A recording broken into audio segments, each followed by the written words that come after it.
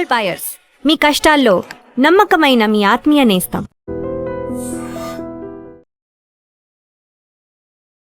Trump తీవ్రంగా స్పందించారు. చిటికెలో ఇరాన్ పనిని మేము ఖతం చేస్తాం. మళ్ళీ ఎందుకని మొదటికొచ్చింది? అసలు ఈ యుద్ధానికి అంతం అనేది లేదా?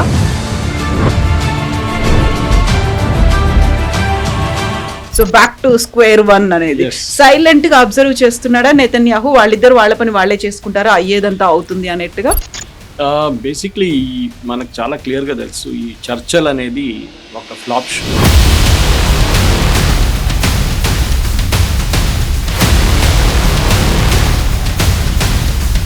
హెజ్బుల్లా లెబనాన్లో 40 సంవత్సరాల నుంచి ఉన్నారు, 40 years. హసన్ నస్రుల్లా అని చెప్పాను చూడండి, కోమ్ నుంచి వచ్చారు. ఖొమేనీ కోమ్ నుంచి వచ్చారు. ఖమ్నే కోమ్ నుంచి వచ్చారు. Even Mojtaba studied in Qom. So మనం వాళ్ళకి సపోర్ట్ గా ఉన్నామా, లేకుంటే ఓన్లీ ఆ సంతాపం కాబట్టి సంఘీభావంగా ప్రకటించాము? ఇరాన్కి ఇండియాకి ఒక పాత relationship. Strait of Hormuz open చేయగానే ప్రైసెస్ తగ్గింది, ఆయిల్ ప్రైసెస్. అది మెయిన్ ఎయిమ్ ఉండే ట్రంప్ది. అది ఆయన ఇంకా అదే బిలీవ్ చేస్తున్నారు. దట్ ఈస్ వై ఇంత ప్రొవోక్ చేసినప్పుడు కూడా Trump is not going after Iran completely. Mustafa Khamenei ఉన్నారా లేదా తెలియదు. వాళ్ళ ఇమేజ్ ఏం మెయింటైన్ చేస్తున్నారో, ఆయన ఇంకా బతుకున్నారు, ఈ స్టిల్ అలైవ్ అని. ఎందుకంటే లేదని చెప్పారనుకోండి, దెన్ ఇరాన్ ఈజ్ ఫినిష్డ్. నమస్తే, నేను Kavitha. Welcome to I dream news and నిజాలు. ఇరాన్ మీద అమెరికా చేస్తున్నటువంటి దాడి తిరిగి మళ్ళీ మొదటికొచ్చింది. సీజ్ ఫైర్ అనేది కంటిన్యూ అవుతున్నప్పటికి కూడా ఖమేనీ అంత్యక్రియలకు సంబంధించి ఇప్పటికి కూడా ఆ 5 రోజుల సంతాప దినాలు, శుక్రవారం రోజు అంత్యక్రియలు జరగబోతున్నప్పటికీ కూడా అటాక్స్ అనేవి కొనసాగుతూనే ఉన్నాయి. హర్మూజ్ జలసంధిలో 3 నౌకలపై దాడి జరిగింది. అది ఇరాన్ చేసిందా, ఆర్జీసీ చేసిందా, ఆర్మీ చేసిందా, ఇప్పటికీ అఫీషియల్ గా బయటికి రాకపోయినప్పటికీ కూడా ఈ దాడి నేపథ్యంలోనే ట్రంప్ తీవ్రంగా స్పందించారు. చిటికెలో ఇరాన్ పనిని మేము ఖతం చేస్తాము అనే మాటతో పాటుగా అక్కడున్నటువంటి బ్రిడ్జ్లు, పవర్ ప్లాంట్ల మీద కూడా అటాక్ చేస్తాము అనేది మళ్ళీ ఎందుకని మొదటికొచ్చింది? అసలు ఈ యుద్ధానికి అంతం అనేది లేదా, లేకుంటే శాంతి చర్చలకు సంబంధించి డీల్స్ అనేవి అక్కడ ఆగిపోయినట్టు కనిపిస్తోందా? మనతో పాటుగా ఉన్నారు సీనియర్ జర్నలిస్ట్ సురేష్ కొచ్చతిల్ గారు. సార్ నమస్తే. So back to square one అనేది సైలెంట్ గా అబ్జర్వ్ చేస్తున్నాడా నెతన్యాహు? వాళ్ళిద్దరు వాళ్ళ పని వాళ్ళే చేసుకుంటారా, అయ్యేదంతా అవుతుంది అన్నట్టుగా? బేసిక్లీ మనకు చాలా క్లియర్గా తెలుసు, ఈ చర్చలు అనేది ఒక ఫ్లాప్ షో. ఇది పాకిస్తాన్, ఖతర్ లాస్ట్ టైం నడిపించారు. స్విట్జర్లాండ్లో మాట్లాడారు, సంతకం పెట్టారు. దాని తర్వాత మళ్ళీ కలుద్దామన్నారు. ఇప్పుడు ఇస్లామాబాద్లో కలుద్దామన్నారు. కానీ నిన్న జరిగిన దాడిలో ఖతార్ది ఒక ఎల్పిజి ట్యాంకర్ మీద కొట్టారు ఇరాన్. సౌదీ అరేబియా ఒక ఆయిల్ ట్యాంకర్ మీద కొట్టారు. సంకేతాలు చాలా క్లియర్ అన్నమాట. అంటే ఏదో యూరోప్ నుంచి వచ్చే ట్యాంకరో లేకుంటే లైబీరియన్ ట్యాంకర్ అంటే మనం అర్థం చేసుకోవచ్చు. స్పెసిఫిక్లీ వాళ్ళు టార్గెట్ చేస్తున్నారు, వాళ్ళ అలైస్నే టార్గెట్ చేస్తున్నారు. అంటే వాళ్ళ మీద ప్రెషర్ పెట్టడానికి, ఇది ఒప్పందం జరగాలి, మీరు చేయకపోతే, స్ట్రెయిట్ ఆఫ్ హార్మూజ్ మేము చెప్పిన రూట్ తీసుకోకపోతే ఇదే మీతో అవుతుందని చెప్పి చాలా క్లియర్గా నిన్న జరిగిన అటాక్లో. ఎందుకంటే అది ఒమాన్ కోస్ట్ దగ్గర జరిగింది, ఇరానియన్ రూట్ తీసుకోలేదని చెప్పి.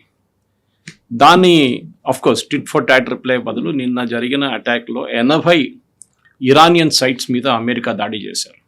మనం ఇప్పుడు మాట్లాడుతున్నప్పుడు యాజ్ వీఆర్ రికార్డింగ్ దాడులు జరుగుతున్నాయి. ఇంకా ఆపమంటున్నారు, సెంట్కామ్ అంటున్నారు వీ విల్ నాట్ స్టాప్. ముందెట్లా జరుగుతుందంటే ఒక టిట్ ఫర్ టాట్, అంటే వాళ్ళు ఒక షిప్ మీద దాడి చేశారు, అమెరికా ఏమో అక్కడ ఉన్న కోస్టల్ ఏరియాలో ఉన్న వాళ్ళ కోస్టల్ మిసైల్ సైట్స్ కానీ రాడార్ సైట్స్ కానీ దాన్ని కొడుతుండే అయిపోతుంది. మళ్ళీ షిప్ మీద కొడతారు, మళ్ళీ అమెరికా వాళ్ళ మీద దాడి చేశారు. ఈసారి అది కాదు, ఈసారి 80 సైట్ల మీద దాడి చేశారు. కెషమ్ ఐలాండ్ కానీ దాని పక్కన ఉన్న మొత్తం మిసైల్ బ్యాటరీస్ మీద దాడి చేసినట్లు ఉన్నారు. మనకి ఇంకా డ్యామేజ్ తెలియదు, ఎందుకని వాళ్ళ పొద్దున సెంట్కామ్ రిలీజ్ చేసిన స్టేట్మెంట్ ఇది. డీటెయిల్స్ ఇరాన్ ఏమంటున్నారంటే మేము అమెరికన్ బేసిస్ మీద దాడి చేశామంటున్నారు. దాని డీటెయిల్స్ కూడా ఇప్పుడు మనం రికార్డ్ చేస్తున్నప్పుడు ఇంకా వస్తుంది. బహుశా మళ్ళీ బహ్రెయిన్, కువైత్, ఖతర్ మీద దాడి చేసి ఉంటారు ఇరాన్ అనుకుంటాం, ఇంకా కన్ఫర్మేషన్ రాలేదు. అంటే మళ్ళీ ఇది ఏంటి, యుద్ధం మళ్ళీ అక్కడికి వెళ్తుందా అనేది. సో చాలా క్లియర్గా ఇది మనం ఎన్నోసార్లు చెప్పాం, ఈ చర్చలు అనేది ఒక show. Only to show that ఇరాన్ని కొంచెం పవర్ఫుల్గా చూపించడానికి పాకిస్తాన్ చేసిన అటెంప్ట్ అన్నమాట. దీంట్లో టర్కీ కూడా ఇనీషియలీ ఇన్వాల్వ్ ఉన్నారు. ఇప్పుడు టర్కీ పక్కన జరిగిపోయారు. ఖత్తర్ వచ్చారు. ఫస్ట్ ఒమాన్ ఉన్నారు, ఒమాన్ పక్కన జరిగిపోయారు. ఖత్తర్ వచ్చారు. ఖత్తర్ షిప్ మీద దాడి చేసిన తర్వాత ఖత్తర్ కూడా ఇప్పుడు ముందుకు రారు. దాని నడిమిట్లో చాలా క్లియర్గా ప్రైమ్ మినిస్టర్ నెటన్యాహు చెప్పారు.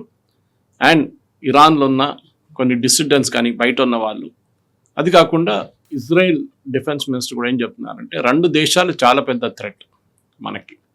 ఒకటి టర్కీ, ఒకటి ఇరాన్. టర్కీలోనే అండ్ ఖత్తర్, 3 దేశాలు చాలా డేంజరస్ కంట్రీస్. ఖత్తర్లోనే ముస్లిం బ్రదర్హుడ్ ఉన్నారు, హమాస్ ఉన్నారు, హూతీలు ఉన్నారు, అండ్ అఫ్ కోర్స్ మనకు తెలుసు అల్-ఖైదా. వీళ్ళన్ని బ్రాంచ్ ఆఫీస్ ఉంది, హెడ్ ఆఫీస్ అక్కడ ఉంది. వీళ్ళ మీద ఖత్తర్ని ఎప్పుడు మనం we cannot take them in to confidence. Even Turkey కూడా అంతే. టర్కీలో మెయిన్గా వాళ్ళ బ్యాకింగ్ చేస్తున్నది వాళ్ళు ముస్లిం బ్రదర్హుడ్ని. అది కాకుండా హమాస్ని ఫండింగ్ చేసేది, ఈవెన్ నెటన్యాహు గారు నేను ఒక ఇంటర్వ్యూలో చెప్పారు ఈ మాట, that it is being done by Turkey. ఇప్పుడు కానీ టర్కీలోనే అంకారాలో చర్చలు నడుస్తున్నాయి, నేటో మీటింగ్. అదేం చేస్తారు మనం చూడాల్సింది. ఎందుకంటే Turkey is the only Islamic member నేటోలో, మిడిల్ ఈస్ట్ నుంచి కూడా. అదర్వైజ్ టెక్నికలీ టర్కీ యూరోప్లో లేరు నేటోలో రావడానికి. సో టర్కీని తీసుకున్న తర్వాత ప్రెసిడెంట్ బైడెన్ టైంలో వీళ్ళ మీద శాంక్షన్స్ పెట్టారు టర్కీ మీద. ఇది 2 స్టోరీలు ఎందుకు తీసుకొస్తున్నానంటే ఒక రిలేషన్ ఉంది దీనికి, ఇరాన్కి టర్కీకి. సో టర్కీ సోవియట్ యూనియన్ దగ్గర నుంచి ఎయిర్ డిఫెన్స్ సిస్టమ్స్ కొనుక్కున్నారు. మనం S-400 కొనుక్కున్నట్లని వాళ్ళు కూడా S-400 కొనడానికి ట్రై చేశారు. అది ఇంకా నడుస్తుంది చర్చలు. కానీ దానికన్నా ముందు వాళ్ళు ఎయిర్ డిఫెన్స్ సిస్టమ్ తీసుకున్నారు రష్యా దగ్గర నుంచి. అప్పుడు యూఎస్ ఏం చేశారంటే శాంక్షన్స్ పెట్టారు. మీరు నేటో నేషన్గా ఉండి రష్యా దగ్గర నుంచి ఆయుధాలు కొనడం ఏంటి అని చెప్పేసి. టర్కీ అన్నారు మేము ఎవరి దగ్గర కావాలంటే వాళ్ళ దగ్గర కొంటాం. ఇప్పుడు ఎర్దోగాన్ ప్రాబ్లం ఏంటంటే ముస్లిం వరల్డ్లో లీడర్షిప్ కోసం ఆయన ట్రై చేస్తున్నారు. ట్రై కాదు, చాలా మటుకు ఆయనే లీడర్ అని తిరుగుతున్నారు అనమాట. అంటే నెక్స్ట్ క్యాలిఫేట్. ఈ క్యాలిఫేట్ యుద్ధం ఎప్పుడు మొదలు కాలేదు. అది ఆల్మోస్ట్ 16th-17th సెంచరీ నుంచే ఇదే ఇప్పుడున్న ఇరాన్ నుంచి పక్కనున్న ఇరాక్లో చాలా మటుకు నజాఫ్ కానీ, ఇరాన్లో ఉన్న కోమ్ కానీ, కర్బలాలో కానీ వీళ్ళ పొలిటికల్ జాకింగ్ అక్కడే నడుస్తుంది. ఇదన్నీ ఫేమస్ రిలీజియస్ సైట్ షియా వాళ్ళది. ఎవరు నెక్స్ట్ క్యాలిఫేట్ అని చెప్పేసి ఎప్పటి నుంచో ఉన్న గొడవ ఒకటి పాతది. అది మనం సెకండ్ వరల్డ్ వార్ తర్వాత ఒట్టమన్ ఎంపైర్ కొలాప్స్ అయిపోయిన తర్వాత టర్కీ వైపు నుంచి ఆ ఇన్ఫ్లుయెన్స్ వెళ్ళిపోయింది మొత్తం. అప్పుడు దాకా Turkey was holding a lot of influence Ottoman empire నుంచి. టర్కీ అని చెప్పలేము అప్పుడు. కానీ ఇప్పుడున్న పరిస్థితుల్లో ప్రజెంట్ పొలిటికల్ డెవలప్మెంట్స్లో ఇస్లామిక్ వరల్డ్లో లీడర్షిప్ ఎవరు తీసుకుంటారు మీరు చూడండి. ఇప్పుడు ఎవరు లీడర్ లేరు ఇస్లామిక్ వరల్డ్లో. ముందు సౌదీ అరేబియాకి కొంచెం పట్టుండే, because of sheer scale and size and డబ్బులతో సౌదీ అరేబియాకి లీడర్షిప్ అజ్యూమ్ చేశారు. ఇస్లామిక్ వరల్డ్ మేము రిప్రజెంట్ చేస్తున్నాం. ఒపెక్లో అన్నిటికంటే పెద్ద స్టేక్ ఎప్పుడు పెద్ద వాయిస్ ఉన్నది సౌదీ అరేబియాది, organisation of petroleum exporting countries. So Saudi Arabia ఎందుకంటే వాళ్ళు అంటారు we are the custodians of the 2 of the holiest sites in Islam, Mecca and Medina. Mecca and Medina మేమే కంట్రోల్ చేస్తున్నాం, మేమే దాని కస్టోడియన్స్. అప్పుడు మేము ఇస్లామిక్ వరల్డ్ లీడర్ మేము. ఇప్పుడు టర్కీ అంటున్నారు కాదు, వీఆర్ ద ఒరిజినల్ క్యాలిఫేట్, మా దగ్గర నుంచి ఖలీఫా వచ్చారు, సో మీకు హక్కు లేదు అని చెప్పి సౌదీ అరేబియాను పక్కన జరుపుతున్నారు. దానికోసం మీరు చూస్తున్నారు ఈ సౌదీ అరేబియా వ్యతిరేకంగా మెయిన్గా ప్రొటెస్ట్ చేస్తున్న ప్రొటెస్ట్ కాదు అటాక్ చేస్తున్న ఒక ఫ్యాక్షన్ ఈజ్ హూతీలు. మీ హూతీ హిస్టరీ తీసుకుంటే కూడా చాలా కలర్ఫుల్ హిస్టరీ. వీళ్ళందరి connection Houthi, Hezbollah, Hamas, Iran to the holy city of come.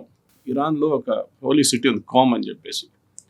ఈ కోమ్లోనే చాలా మటుకు మద్రసాలు ఉన్నాయి, రిలీజియస్ టీచింగ్ స్కూల్స్ ఉన్నాయి.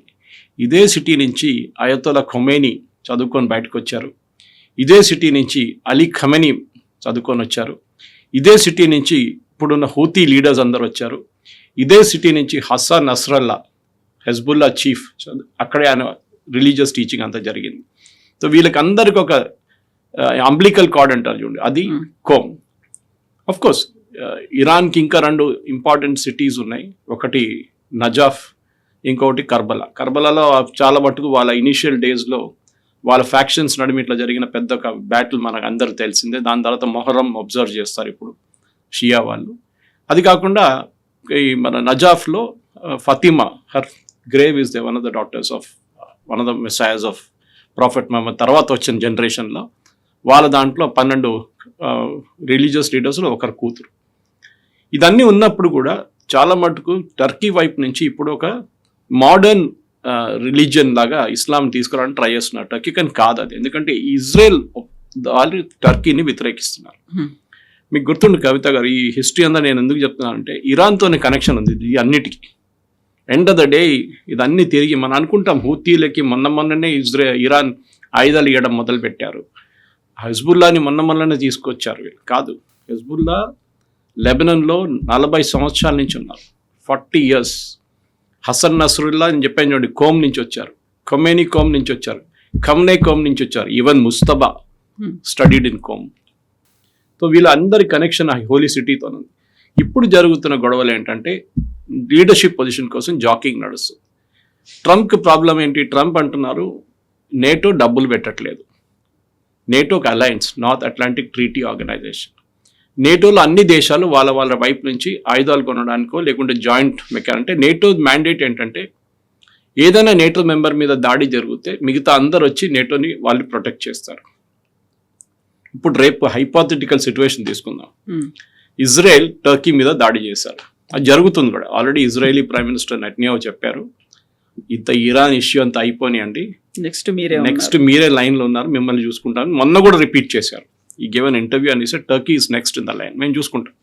యుఎస్ సపోర్ట్ ఇస్తారా లేదో.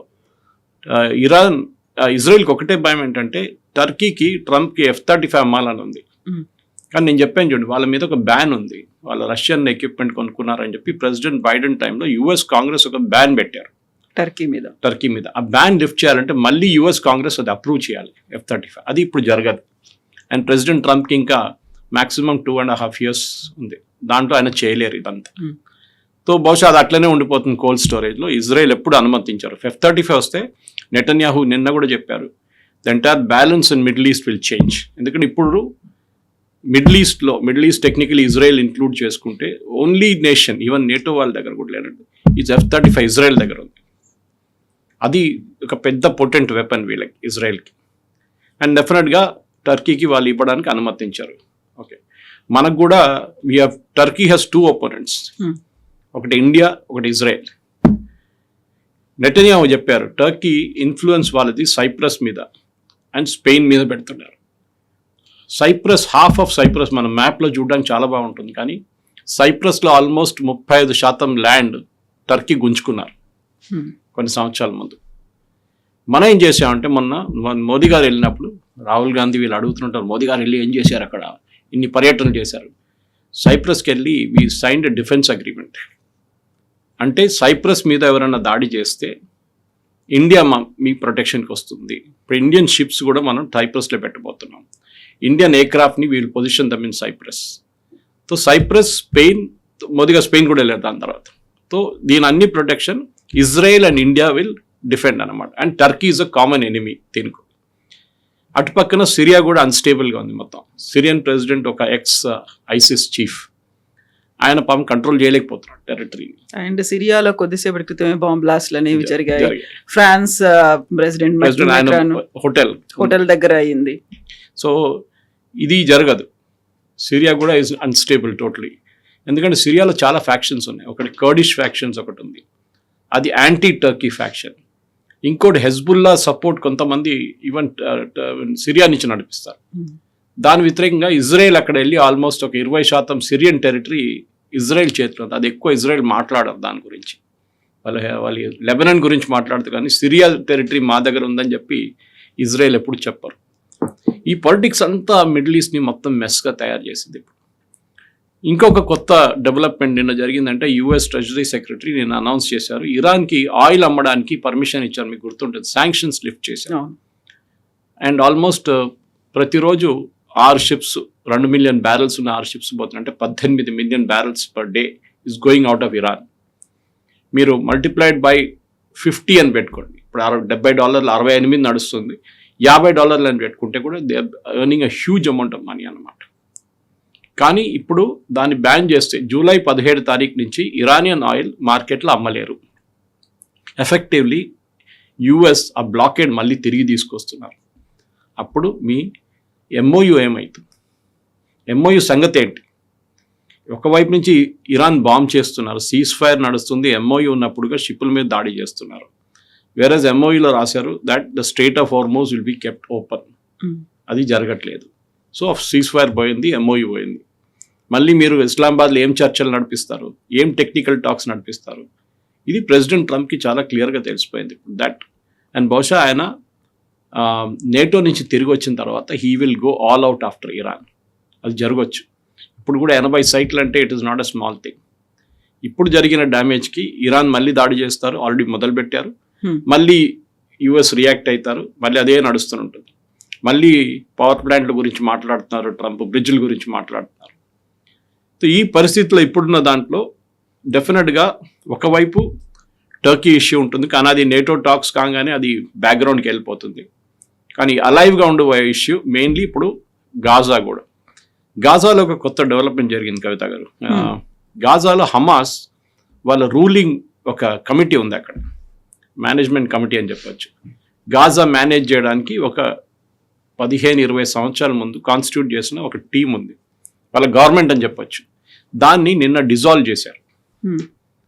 అప్పుడు గాజా ఎవరు నడిపిస్తున్నారు, ఎప్పుడు నడిపితే ఎవరు లేరు. ఇప్పుడు ఒరిజినల్లీ ట్రంప్ మీకు చెప్పింది గుర్తుంటుంది దట్ నేను అక్కడ వెళ్ళి ఒక పీస్ కారిడార్ లాగా చేస్తాను, అక్కడ రిసార్ట్లు కడతాను అని చెప్పారు. ఇప్పుడు ఎవరు మేనేజ్ చేస్తారు గాజా అని పెద్ద ఒక ప్రశ్నగా వచ్చింది. ఎందుకంటే గాజా నుంచి హమాస్ బయటికి వెళ్ళరు, వాళ్ళకి తెలుసు వాళ్ళు బయటికి వెళ్ళారు ఇజ్రాయెల్ కొడతారు, వాళ్ళు ఈవెన్ విత్ ఇన్ గాజా కొడతారు ఇజ్రాయెల్. అప్పుడు నిన్న కూడా వాళ్ళ 2 కమాండర్స్ని చంపారు ఇజ్రాయెల్. తో ఆ పరిస్థితికి ఇప్పుడు ఉన్నప్పుడు వై డిడ్ దే సడన్లీ ఎందుకు డిజాల్వ్ చేశారని ఒక ప్రశ్న వస్తుంది. దానికి ఇరాన్ ఇస్ ఆన్సర్. ఇరాన్ నుంచి ఇప్పుడు హమాస్కి ఆయుధాలు రావట్లేదు. హమాస్ చాలా వీక్ పొజిషన్లో ఉన్నారు. ఈవెన్ హెజ్బుల్లా కూడా. హెజ్బుల్లా ఎందుకంటే అక్కడ లెబనాన్ అండ్ ఇజ్రాయెల్ నడిమిట్లో ఒక ఒప్పందం జరిగింది మొన్న. దాంట్లో హెజ్బుల్లాని డిసామ్ చేయాలని చెప్పారు. అది ఎవరు చేయలేరు అన్లెస్ యునైటెడ్ నేషన్స్ ఒక ఫోర్స్ని పంపించేస్తే కూడా. అది కూడా చాలా పెద్ద బ్లడ్ షెడ్ జరుగుతుంది, చాలామంది చనిపోతారు దాంట్లో. ఇక్కడ Gaza is also an issue. The entire west Asia పొయ్యి మీద పెట్టినట్టు పాల్లాగా అయిపోయింది. It's continuously boiling. ఇది ఎక్కడికి వెళ్తుందో మళ్ళీ, ఎందుకంటే మనం ఈ స్ట్రెయిట్ ఆఫ్ హార్మూజ్ ఓపెన్ చేయగానే ప్రైసెస్ తగ్గింది, ఆయిల్ ప్రైసెస్. అది మెయిన్ ఎయిమ్ ఉండే ట్రంప్ది. అది ఆయన ఇంకా అదే బిలీవ్ చేస్తున్నారు. దట్ ఈస్ వై ఇంత ప్రొవోక్ చేసినప్పుడు కూడా Trump is not going after Iran completely. ఇంకోటి ఏంటంటే యుఎస్ సెంట్కామ్స్ ఎక్కువ పబ్లిసిటీ ఇవ్వకుండా వాళ్ళు షిప్స్ని ఎస్కాట్ చేస్తున్నారు. రోజుకి 70 షిప్ని ఎస్కాట్ చేస్తున్నారు. దాంట్లో 1-2 అక్కడిక్కడ మిస్ అయిపోతుంది, లేకుండా వాళ్ళు ట్రాన్స్పాండర్ ఆఫ్ చేసేస్తారు. అప్పుడు వాళ్ళకి తెలియదు, వీళ్ళకి తెలియదు. దట్ ఈస్ సెంట్కామ్కి తెలియదు, ఇరానియన్స్ కూడా తెలియదు ఈ షిప్ ఎవరిదని. అట్లాంటి షిప్ మీద దాడి జరిగింది, 3 షిప్ల మీద. ఒకటి I think is a British ship, రెండవది వాజ్ అ సౌదీ అరేబియన్, మూడోది ఖతార్ గ్యాస్ ట్యాంకర్. అది ఇవాళ ఎక్స్ప్లోడ్ కావచ్చు. మేజర్ డిజాస్టర్ ఉంటుంది, ఎన్వైరన్మెంటల్ డిజాస్టర్ ఎక్స్ప్లోడ్ అయితే. గ్యాస్ అనేది మన ఆయిల్ లాగా కాదు, స్పిల్ కాదు, ఇట్ విల్ బ్లాస్ట్. పక్కన ఉన్న ఒక 10, 20, 30 కిలోమీటర్ దాకా దాని ఇంపాక్ట్ ఉంటుంది అన్నమాట. ఎల్ఎన్జీస్ అన్ని liquefied natural gas. Qatar is mainly LNG. ఖతార్లో ఆయిల్ ఎక్కువ లేదు, అసలు they don't have much of oil. So ఇది పెద్దగా డిజాస్టర్ జరగబోతుంది. అండ్ ఖతార్కి డెఫినెట్లీ కోపం వస్తుంది. వాళ్ళ దగ్గర ఆఫ్ కోర్స్ ఐ థింక్ ఒక 30-40 ఎల్ఎన్జీ ట్యాంకర్స్ ఉన్నాయి వాళ్ళ దగ్గర, దాంట్లో ఒకటి పోతుంది. కానీ సింబాలిక్ ఇది, డబ్బుల కోసం ఖతార్ దగ్గర మస్తు డబ్బులు ఉన్నాయి. బట్ సింబాలిక్ అటాక్ ఖతార్ మీద ఎందుకు చేశారు? మీరు మాతో చర్చలు నడుపుతున్నారు, గ్రేట్. మీ డెలిగేషన్ని పంపించారు మా అయతోల్లా సెరమనీకి, గ్రేట్. కానీ అప్పుడు కూడా మిమ్మల్ని అటాక్ చేస్తారు. ఎగ్జాక్ట్లీ. ఒకవైపు ఏమో ఖమేనీ అంత్యక్రియలు అనేవి జరుగుతున్నాయి, 5 days పాటు ఆ ఫ్యూనరల్ ప్రొసెషన్ ఇవన్నీ ఉంటాయి అనుకున్నప్పుడు సైలెంట్ గా ఉంటుంది అనుకున్నారు. ఆ తర్వాత ఇప్పుడు ఆ పీస్ టాక్స్ అనేవి జరుగుతున్నాయి, అక్కడ సీజ్ ఫైర్ అనేది కంటిన్యూ అవుతోంది. కాబట్టి ఏమీ జరగదు అనుకుంటే ఎందుకంత ప్రొవోకివ్ గా మళ్ళీ ఇద్దరు మారుతున్నారు, ఎందుకలా స్టేట్మెంట్లు అగ్రెసివ్ గా ఇస్తున్నారు అనేది? యాక్చువల్లీ అమెరికా వైపు నుంచి ఎక్కువ ప్రొవోకేషన్ లేదు. For a change provocation Iran side నుంచి వస్తుంది. గుర్తుంటుంది మీకు, మనం మాట్లాడినప్పుడు మనం ఒకసారి వాట్ హ్యాపెన్స్ ఆఫ్టర్ ఫ్యూనరల్ అని అడిగాం మనం. ఇది this is the answer for it. ఇంకా అగ్రెసివ్ గా వెళ్తారు. ఎస్, దాంట్లో డౌట్ లేదు. ఎందుకంటే ఇప్పుడు ఇరాన్లో ఉన్నది కంట్రోల్ చేస్తున్నది కంప్లీట్లీ ఐఆర్జీసీ. ఇప్పుడు ఈ జరిగిన ఫ్యూనరల్ సెరమనీ కూడా మొత్తం ఒక షోగా నడిపిస్తుంది ఐఆర్జీసీ. అక్కడున్న గవర్నమెంట్ ఎంప్లాయీస్ గారు చెప్పారు, మీరు ఫ్యూనరల్ సెరమనీకి రాకపోతే మీ శాలరీలో ఆ రోజు డిడక్షన్ జరుగుతుంది. Iran population 90 million. ఈ ప్రొసెషన్కి మొన్న వచ్చిన వాళ్ళు సంఖ్య అంత మ్యాక్సిమం పెట్టుకుంటే 1 million, అంటే హార్డ్లీ 1%. అయతోలా ఖొమేనీ ఫ్యూనరల్కి 5 million వచ్చారు. ఖొమేనీ 1989లో చనిపోయినప్పుడు. అది పెద్దదా, ఇది పెద్దదా? దీన్ని ఐఆర్జీసీ ఒక షోగా చేసుకొని ఎందుకు 4th of July డేట్ పెట్టారు కవిత గారు? 4th of Julyకి ఎందుకు మొదలు పెట్టారు ఈ ఫ్యూనరల్ ప్రొసెషన్? ఎప్పుడైనా చేయొచ్చు కదా, దాని ముందో దాని తర్వాత. సో అమెరికా ఇండిపెండెన్స్ డే అనేది ఉంది కాబట్టి అక్కడ అమెరికా సెలబ్రేట్ చేసుకుంటే ఇక్కడ చూడండి మా పవర్ చూడండి, మేము 1 million పీపుల్ని రోడ్ మీద తీసుకొచ్చాము. అండ్ అదే టైంలో వీళ్ళ డెత్ టు అమెరికా అనేటువంటి నినాదాలు. Yes, death to America, death to Israel అనే పాత పాట వాళ్ళది, దాంట్లో కొత్తదేం లేదు. ఇరానియన్ రెజీమ్ ఇదే ఉంటారు. 46 సంవత్సరాల నుంచి వాళ్ళు ఆడుతున్న గేమ్ ఇదే గేమ్, ఇది ఎప్పుడు మారదు. ఇంగ్లీష్లో అంటారు leopard will never change it's spots. మీరు ఎంత పెయింట్ కొట్టినా కానీ ఎంత చేసినా కానీ లెపర్డ్ లాగానే ఉంటుంది. ఇరాన్ కూడా అంతే. ఇరాన్లో మోడరేట్ ఇరాన్ అనేది లేదు. ఒక టైంలో ఉండే, అహ్మదీనెజాద్ ప్రెసిడెంట్ ఉన్నప్పుడు ఆయన అప్పుడు హౌస్ అరెస్ట్ చేసి పడేశారు. అట్లాంటి మోడరేట్స్ ఉన్నప్పుడు ఇస్లామిక్ రిపబ్లిక్ ఆఫ్ ఇరాన్ అనే ఒక పెద్ద తప్పు. ఇస్లామిక్ ఎస్, రిపబ్లిక్ కాదు. They are not a republic. Republic అంటే ఏంటి? అక్కడ open fair and free and fair elections ఉంటుంది, వాళ్ళ నడిమిట్లో సెలెక్షన్ ఉంటుంది. ఇదేంటి? వాళ్ళ ప్రెసిడెంట్ కాబోతున్న మనిషిని సెలెక్ట్ చేస్తున్నది ఎవరు? Guardian council. గార్డియన్ కౌన్సిల్ 6 మందిని ఎవరు అపాయింట్ చేస్తారు? Supreme leader. మిగతా 6 మందిని సెలెక్షన్గా వస్తారు, వాళ్ళు కూడా ఇండైరెక్ట్ ఇన్ఫ్లుయెన్స్ ఉంటుంది ఈయనది. సో ప్రెసిడెంట్ క్యాండిడేట్కి 2-3 నిలబడితే దాన్ని న్యాచురల్లీ వాళ్ళే గెలుస్తారు. వాళ్ళు నడిపెట్టి ఇది సౌత్ కొరియా, మన చైనీస్ ఎలక్షన్ లాగా అయిపోతుంది, లేకుంటే నార్త్ కొరియా లాగా. ఇన్ఫ్యాక్ట్ ఇరాన్ని ఇప్పుడు అమెరికన్ అనలిస్ట్ ఏం చెప్తున్నారంటే వీళ్ళకి నార్త్ కొరియా లాగా మారిపోతున్నారు.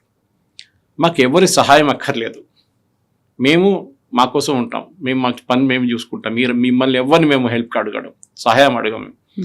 నార్త్ కొరియా చూడండి, అది మ్యాక్సిమం చైనా దగ్గర కొంచెం రిలేషన్షిప్ ఉంది వాళ్ళకి, రష్యా దగ్గర ఇండైరెక్ట్ ఒక రిలేషన్షిప్, ఎవరి దగ్గరికి రారు వాళ్ళు. అక్కడ ఫ్యామిన్ ఉంది, తినడానికి తిండి లేదు, అన్నీ తెలుసు అక్కడ, కానీ they will still manage, somehow they will manage. అది ఇరాన్ స్ట్రాటజీ. ఇప్పుడు 2 స్ట్రాటజీలు ఉండే ఇరాన్ దగ్గర. ఖమేనీ చనిపోయినప్పుడు ఈ 40 రోజుల ముందు, that is 1, open up totally.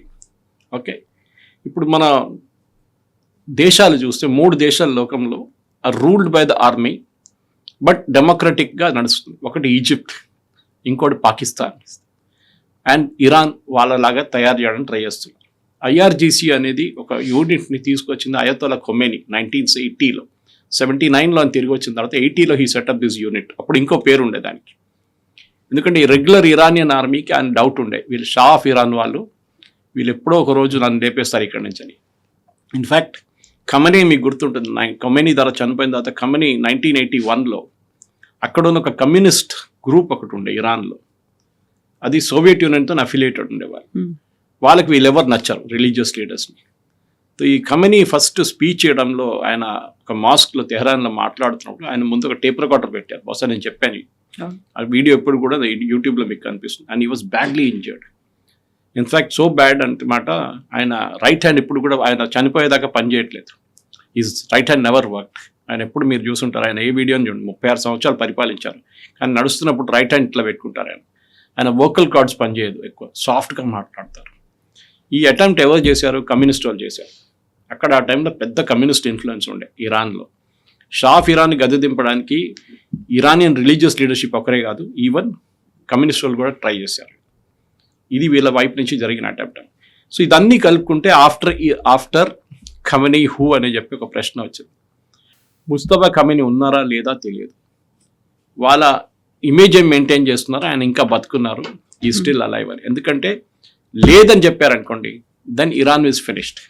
Next day ఇరాన్లో రైట్స్ బ్రేక్ అవుతుంది, ఇరాన్లో అక్కడ ఒక సివిల్ వార్ జరగబోతుంది. ఇక్కడ ఇప్పుడు ఈ ఫ్యూనరల్ని ఈ ఐఆర్జీసీ వాళ్ళు ఒక షోగా వాడుకొని మాకు సపోర్ట్ ఉంది చూడండి. ట్రంప్ కూడా చెప్పారు కదా, గుర్తుంది మీకు, ఐఎమ్ సర్ప్రైజ్డ్, ఇంతమంది నేను అనుకున్న వ్యతిరేకత ఉంది ఈయన విత్.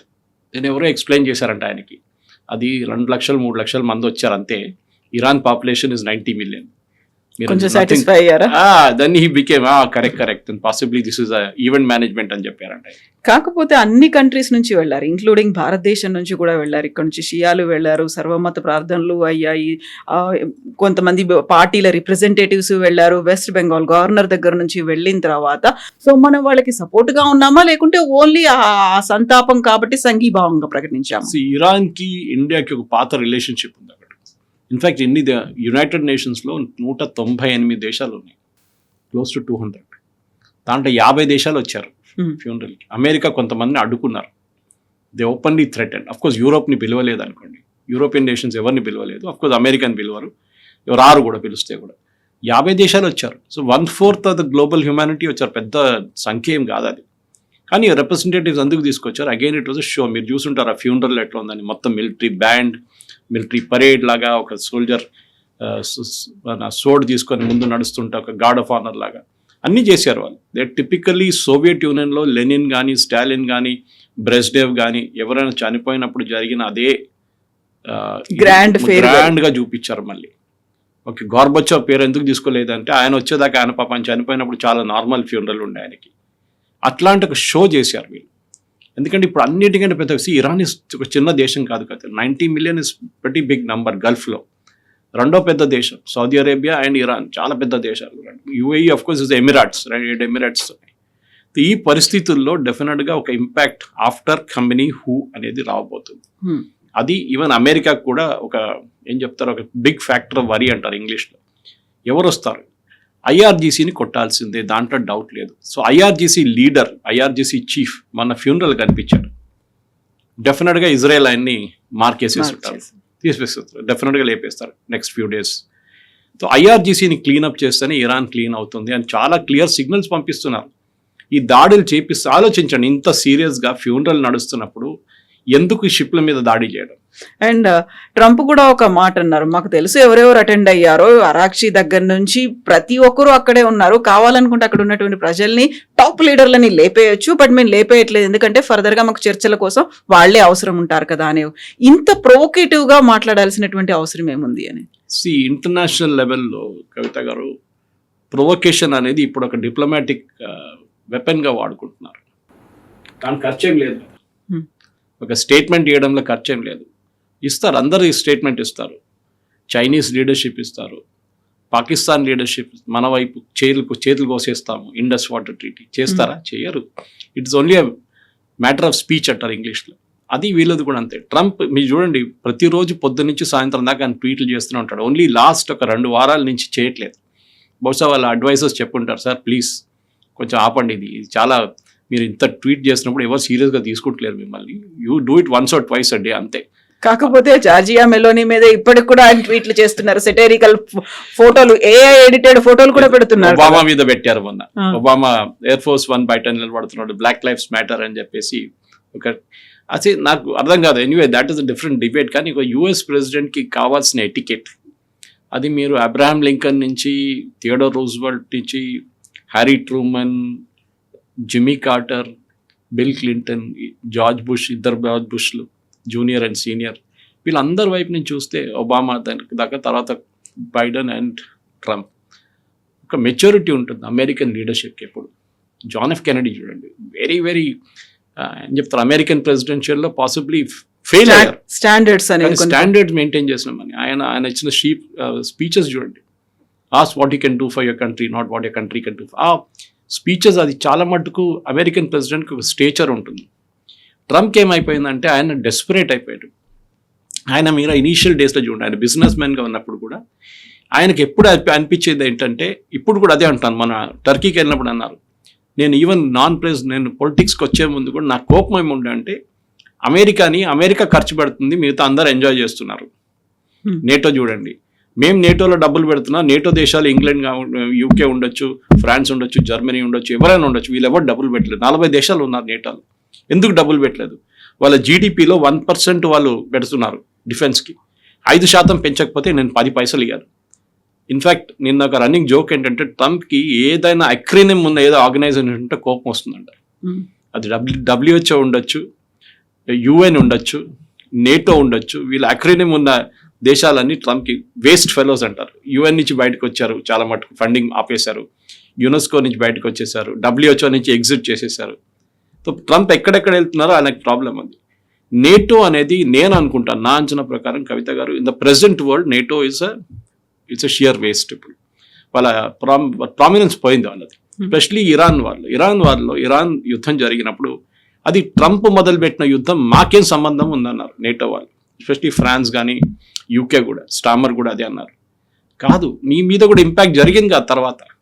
మీరు అదే రోజులో స్ట్రైట్ ఆఫ్ హార్మోస్ని అమెరికాని హెల్ప్ చేయడానికి వెళ్తే ఈ పరిస్థితికి రాదు.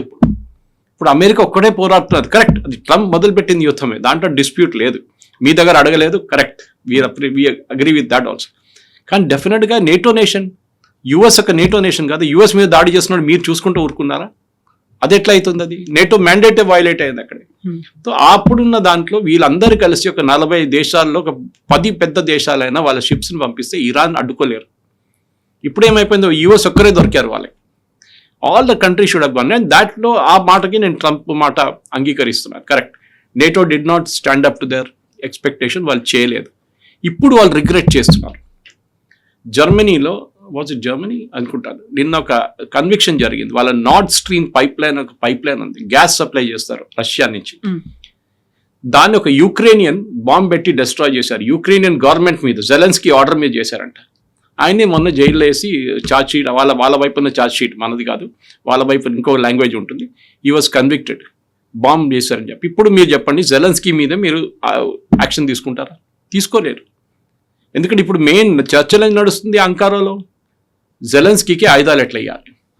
లాస్ట్ 2 రోజుల నుంచి జెలెన్స్కీ మీద వర్షంలాగా పడుతుంది డ్రోన్లు. ఎందుకు? వాళ్ళ ఎయిర్ డిఫెన్స్ సిస్టమ్ మొత్తం పోయింది యుక్రెయిన్ది. వాళ్ళ దగ్గర ఉన్న పేట్రియట్ మిసైల్స్ అయిపోయినాయి. యుఎస్ సప్లై చేసిన Patriot missiles through Europe, payment యూరోప్కి చేశారు యుక్రెయిన్. అమెరికా ఆయుధాలు ఇచ్చారు, కానీ అమెరికా దగ్గర ఇప్పుడు పేట్రియట్ మిసైల్స్ లేదు. ఈ ఇరాన్ యుద్ధం తర్వాత వాళ్ళ దగ్గర షార్టేజ్ ఉంది. సో వాళ్ళు ఏమంటారు, మేమేమి ఇవ్వలేము, మీరు ఈ పని మీరు చూసుకోండి అని చెప్పేసి. సో లాస్ట్ 2-3 డేస్ నుంచి యుక్రెయిన్ మీద చాలా పెద్ద అటాక్ జరుగుతుంది రష్యాది, వాళ్ళకి తెలిసిపోయింది.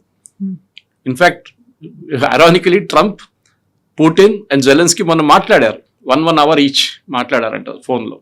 ఏం చర్చలు నడిపించారో ఎవరికి తెలియదు. ట్రంప్ ఏమో నేను ఆ యుద్ధం ఆపడానికి వెళ్తున్నానంటే, మా అడిగారు ఈ యుద్ధం ఏమైంది అని అడుగుతున్నారు.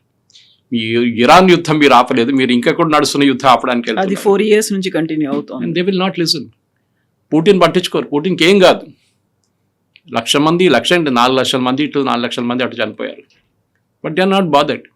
జెలెన్స్కీ ప్రాబ్లం ఉంది, అండ్ యూరోప్ ఏమో ఆయనకు సహాయం చేస్తున్నారు.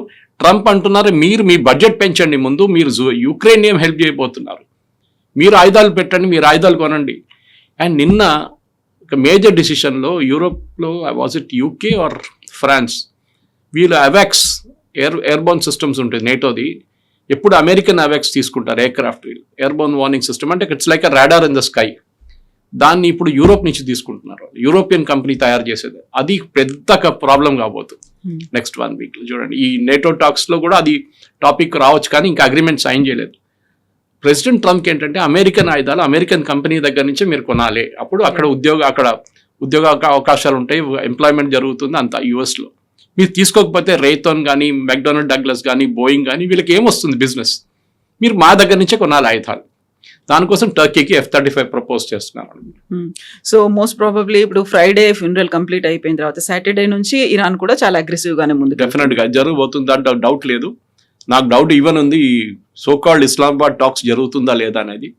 టెక్నికల్ టాక్స్ అంటున్నారు, కానీ ఈ పొజిషన్లో ట్రంప్కి ఒక డిసిషన్ తీసుకోవాల్సి వస్తుంది. ఇది ఎన్ని రోజులు ఇట్లనే చేసుకుంటూ వెళ్తారు మీరు అని.